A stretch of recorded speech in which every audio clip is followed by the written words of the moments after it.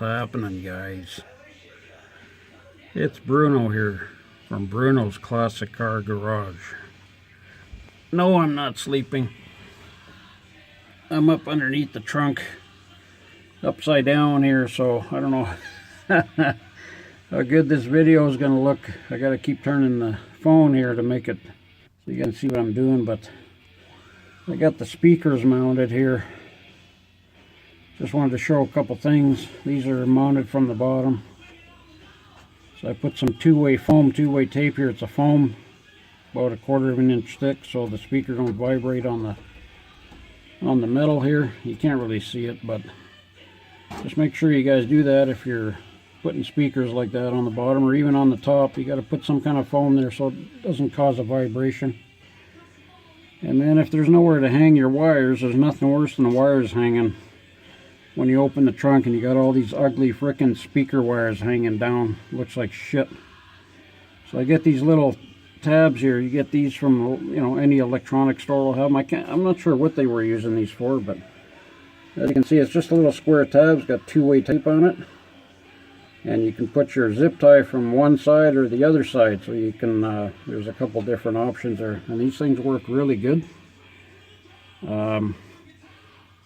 It just kind of keeps things tidy, you know, keep things nice and neat and tidy, and then you don't have wires banging and then you got to rattle and shit like that. So that's all kind of done here.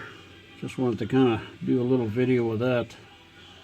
I know it's probably not going to be the best video here, but, and then on the top I got these screws here, but I might change these out on the top here. I need something a little bit thinner, I think, just so I don't create a little bulge on the packing tray kind of thing. But at least all the wiring's tidied up in here.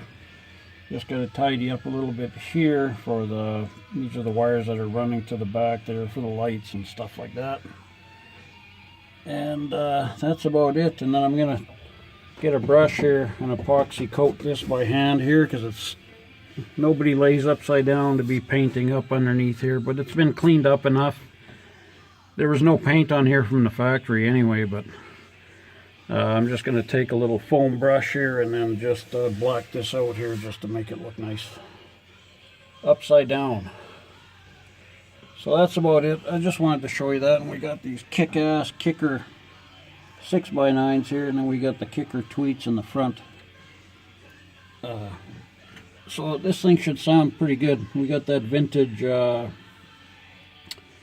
stereo in here too, which actually puts out quite a bit. It's pretty, I can't remember what the specs are on it, but it's got plenty enough power, especially for this car. So that's it. I'm gonna worm my way out of here now. I just wanted to do a video here before I got out of here. Alright guys, I'll talk to you later.